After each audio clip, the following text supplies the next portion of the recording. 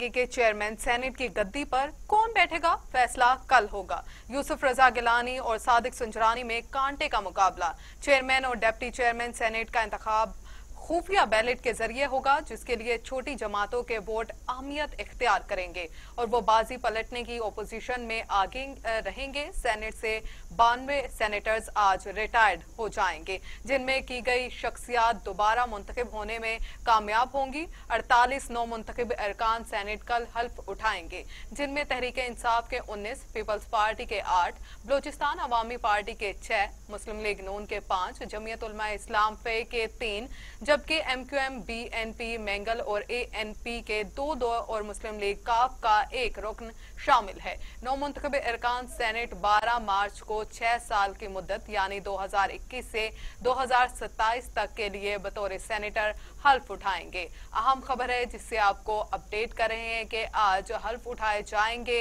9 मुंतखब सेनेटर्स बदले जाएंगे। चेयरमैन और डिप्टी चेयरमैन सेनेट का इंतखाब खुफिया बैलेट के जरिए होगा, जिसके लिए छोटी जमातों के वोट अहमियत इख्तियार कर गए और वो बाजी पलटने की पोजीशन में आगे हैं।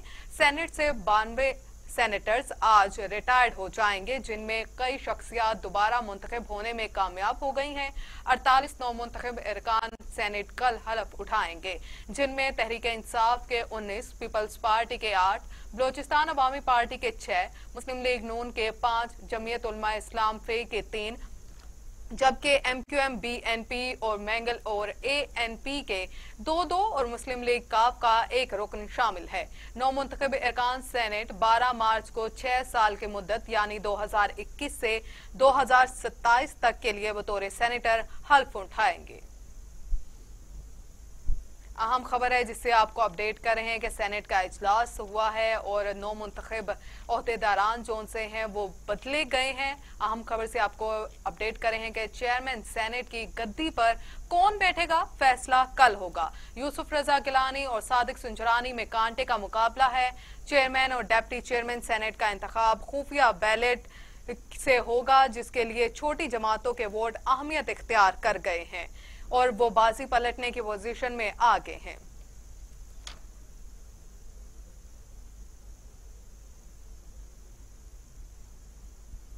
दूसरी जानिब आपको आगाह करें कि वजीर आजम इमरान खान ने मिर्जा अफरीदी को डिप्टी चेयरमैन सेनेट नामजद कर दिया है। हुक्मरान इत्तेहाद ने मिर्जा अफरीदी को डिप्टी चेयरमैन सेनेट नामजद कर दिया है। मिर्जा अफरीदी का ताल्लुक KPK से है।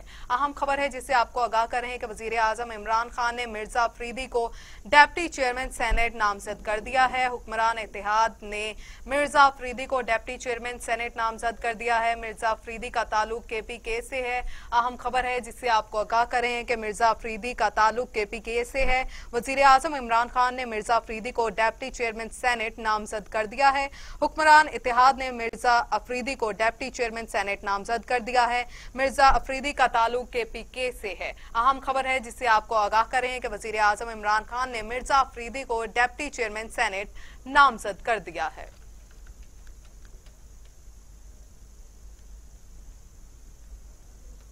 आगे बढ़े और आपको बताएंगे ओपोजिशन जमातों ने चेयरमैन और डिप्टी चेयरमैन सेनेट के लिए कागजात नामजदगी वसूल कर लिए हैं। ओपोजिशन जमातों ने सेक्रेटरी सेनेट कासिम समद खान से चेयरमैन और डिप्टी चेयरमैन सेनेट के लिए कागजात नामजदगी वसूल कर लिए हैं। पीपल्स पार्टी के यूसुफ रजा गिलानी की जगह उनके कागजात शेरी रहमान ने वसूल किए, जबकि डिप्टी चेयरमैन सेनेट के नामजद उम्मीदवार मौलाना अब्दुल गफूर हैदरी ने अपने कागजात खुद वसूल किए। इस मौका पर मौलाना अताउर रहमान, फारूक H नायक और सईद गनी भी मौजूद थे। दूसरी जानिब यूसुफ रजा गिलानी ने सेनेट मेंबर्स का कार्ड भी हासिल कर लिया।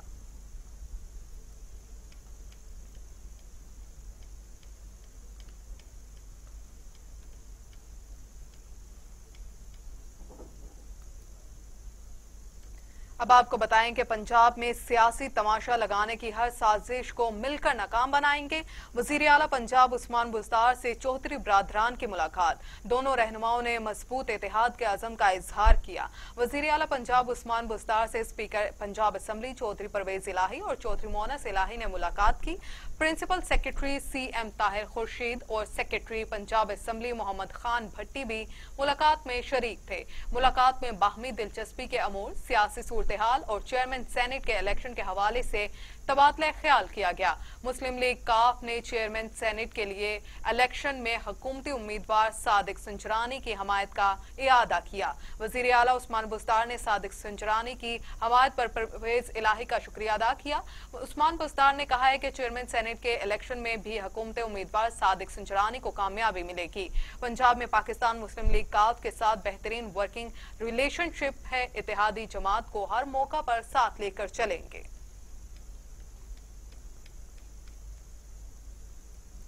उधर चेयरमैन और डिप्टी चेयरमैन सेनेट के मामले पर साबिक सदर आसिफ अली जरदारी और पीडीएम के सरबराह मौलाना फजलुर रहमान के दरमियान टेलीफोनिक राबिता हुआ है।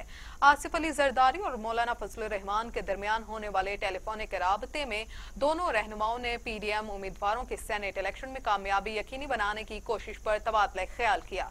इस मौका पर आसिफ अली जरदारी का कहना था कि पीडीएम को सेनेट में हुकूमत पर वाज़ेह बरतरी हासिल है। यूसुफ रजा गिलानी और गफूर हैदरी की कामयाबी के लिए पुरुम्मीद हैं। साबिक सदर आसिफ अली जरदारी का कहना था कि चेयरमैन और डिप्टी चेयरमैन सेनेट के लिए हमारा होमवर्क मुकम्मल है। तमाम अरकान ने हमायत का यकीन दिलाया है।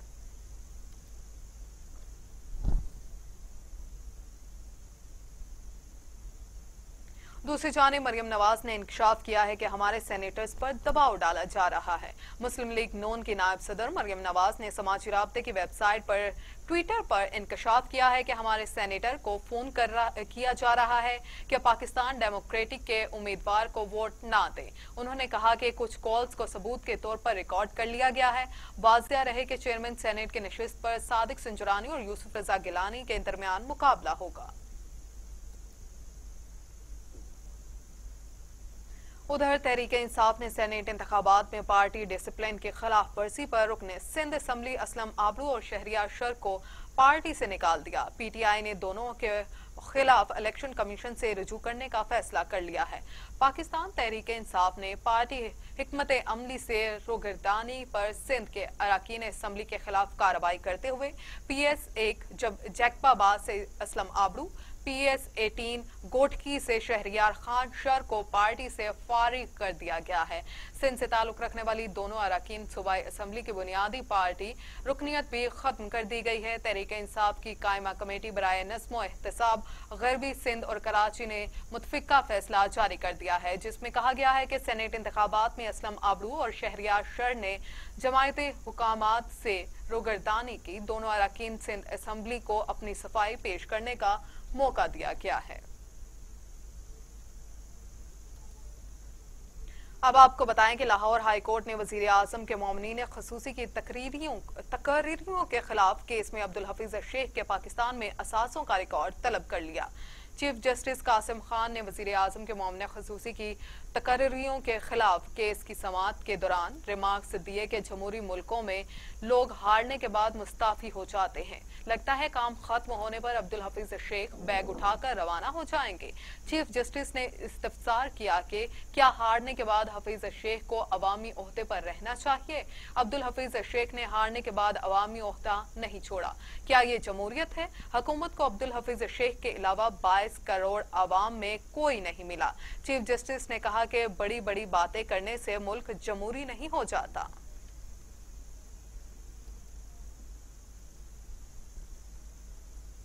MQM लंदन की कहकशां हैदर का कराची में टारगेट किलिंग का नेटवर्क चलाने का इंकशाफ। अमेरिका में मुकीम खातून मुतहिदा बानी के हुक्म पर टारगेट किलिंग कराती रही।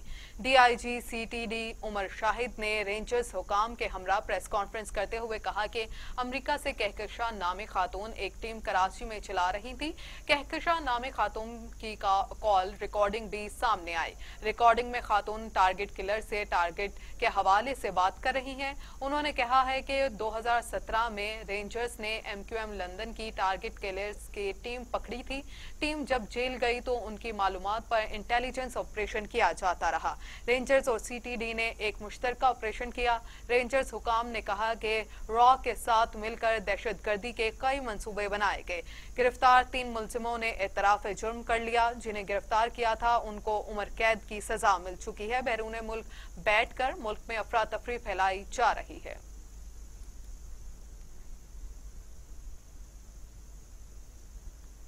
फहाशी और जिनसी ज्यादती के बढ़ते वाकयात की रोकथाम के लिए पेशावर हाई कोर्ट का अहसन इक़दाम। टिकटॉक अपीली एप्लीकेशन आज से बंद करने का हुक्म दिया गया। पेशावर हाई कोर्ट में टिकटॉक के खिलाफ दायर दरखास्त पर समाअत हुई, जिसमें DGPTA, डेप्टी अटॉर्नी जनरल और दरखास्त गुजार वकील पेश हुए। चीफ जस्टिस कैसर रशीद ने इस्तफसार किया कि टिकटॉक एप्लीकेशन बंद करने से उनको नुकसान होगा, जिस पर DGPTA ने कहा कि जी उनको नुकसान होगा। DG ने कहा कि टिकटॉक ओहदेदारों को दरखास्त दी, लेकिन अभी मुस्बत जवाब नहीं आया।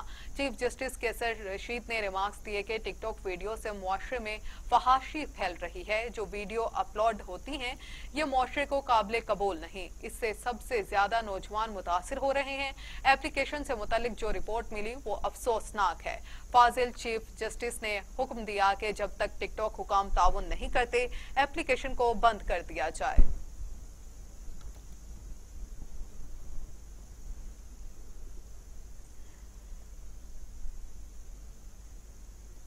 अब आपको बताएं कि वजीर आजम ने कहा है कि रियासतें इखलाकी इक़्तिदार खो दें तो NRO जैसे मुआहिदों का सहारा लिया जाता है।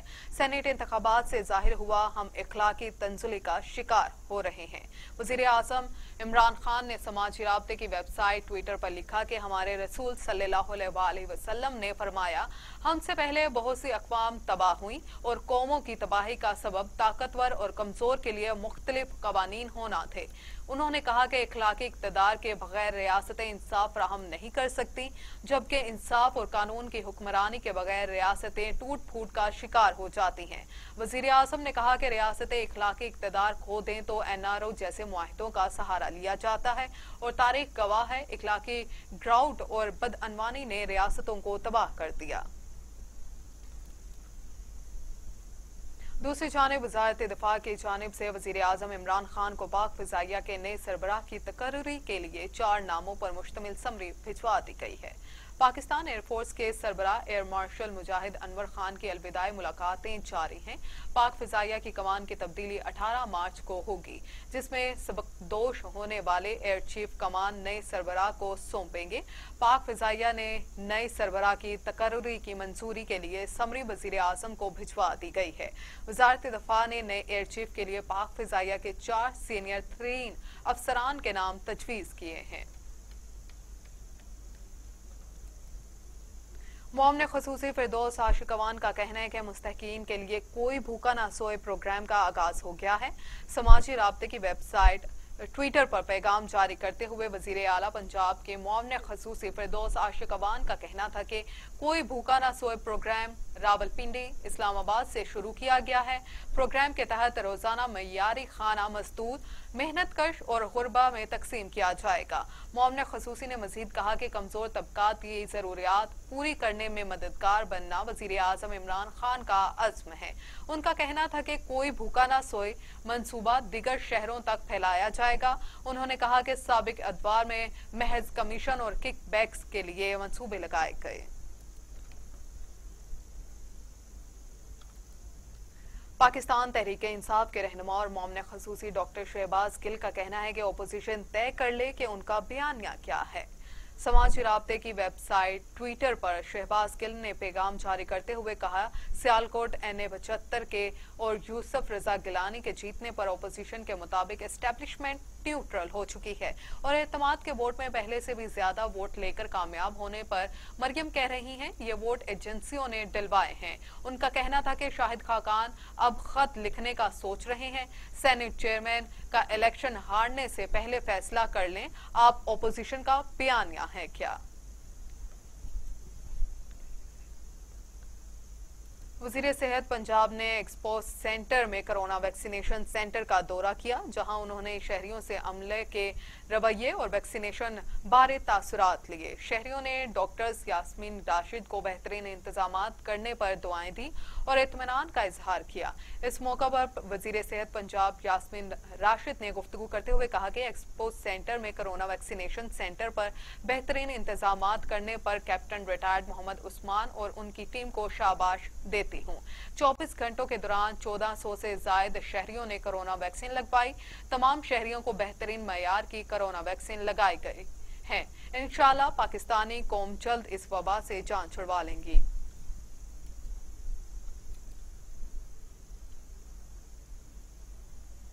खबरें और भी हैं, शामिल करेंगे इस ब्रेक के बाद।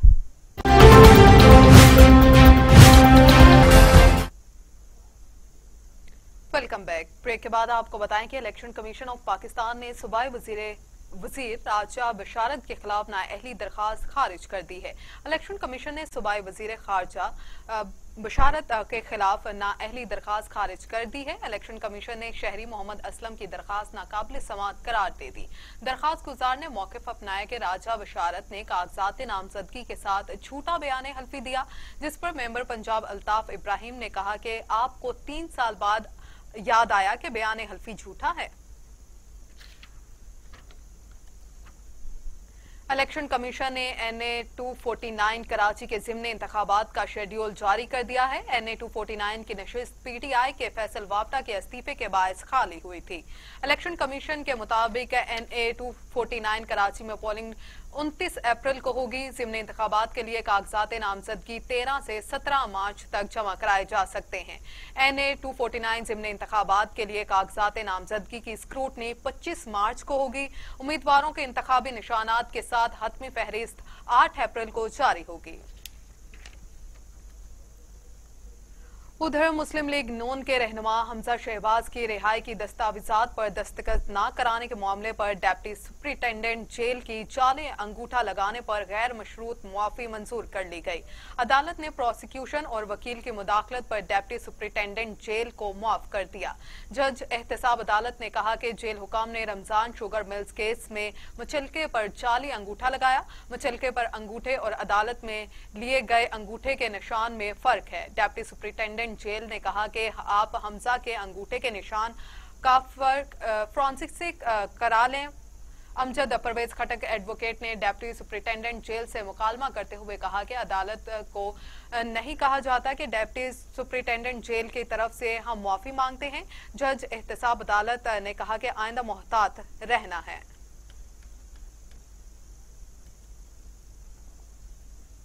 उधर एहतसाब अदालत ने आसिफ अली जरदारी, यूसुफ रजा गिलानी और दीगर के खिलाफ तोशा खाना रेफरेंस में इस्तगासा के गवाह को बयान रिकॉर्ड कराने के लिए 18 मार्च को तलब कर लिया है। नैब रेफरेंस के मुताबिक यूसुफ रजा गिलानी ने आसिफ जरदारी और नवाज शरीफ को फायदा पहुंचाया। मुत्तहिदा अरब अमारात और लीबिया ने सदर पाकिस्तान को 3 बुलेट प्रूफ गाड़ियां तोहफे में पेश की। तीनों बुलेट प्रूफ गाड़ियां सरकारी मलकियत थीं, जो उन्होंने तोशा खाना में जमा कराने के बजाय खुद इस्तेमाल की। अदालत ने इसी नैब रेफरेंस में साबिक वजीर आजम नवाज शरीफ को इश्तिहारी मुलजिम करार देते हुए दायमी वारंट गिरफ्तारी भी जारी कर रखे हैं। लाहौर हाईकोर्ट ने शहर में कूड़े और गंदगी के ढेर के खिलाफ दरखास्त पर पंजाब हुकूमत समेत फ्रीकैन को नोटिस जारी कर दिए हैं। जस्टिस शाहिद करीम ने रिमार्क्स दिए कि पंजाब हुकूमत गुड गवर्नेंस में फेल हो गई। लाहौर हाईकोर्ट के जस्टिस शाहिद करीम ने शहर में कूड़े और गंदगी के ढेर के खिलाफ दरखास्त पर समाअत की। दरखास्त गुजार ने मौकिफ अपनाया कि आलूदा तरीन शहर बनने वाला लाहौर अब गंदे तरीन शहरों की फहरिस्त में शामिल हो रहा है। हुकूमत और वेस्ट मैनेजमेंट कंपनी दोनों सफाई के बेहतर इंतजाम करने में बुरी तरह नाकाम हो गए हैं। दरखास्त गुजार ने मजीद कहा कि शहर के पसमानदा इलाकों के साथ अपने पोश इलाकों में कूड़े और गंदगी के ढेर नजर आते हैं, लेकिन मुतल्लिका इदारे अपनी जिम्मेदारी पूरी नहीं कर रहे।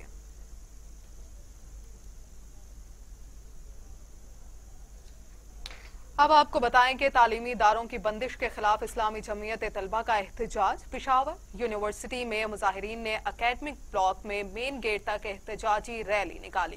कोरोना वबा की आड़ में तीसरी मरतबा तालीमी इदारों की बंदिश किसी सूरत कबूल नहीं, इस्लामी जमीयत तलबा ने वाज़िया कर दिया। पिशावर यूनिवर्सिटी में मुजाहिरीन ने अकेडमिक ब्लॉक से मेन गेट तक एहतजाजी रैली निकाली।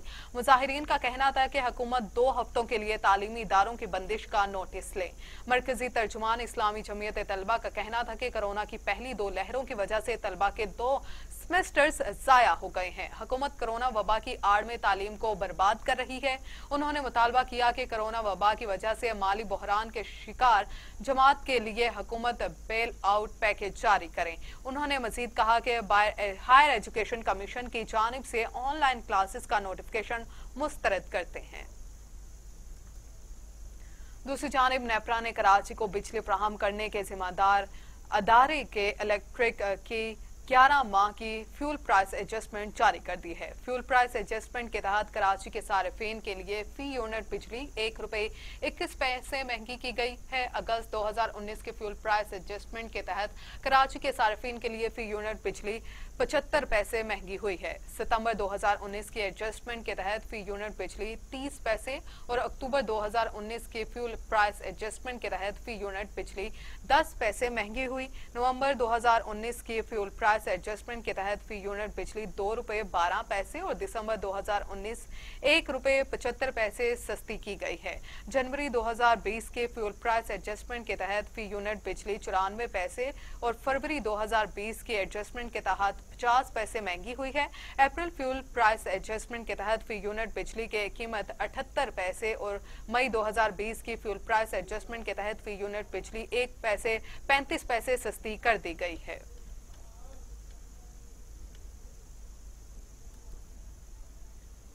इसके साथ ही न्यूज स्टूडियो से फिल वक्त इतना ही। मजीद खबरों से बाखबर रहने के लिए देखते रहिए टीवी टुडे।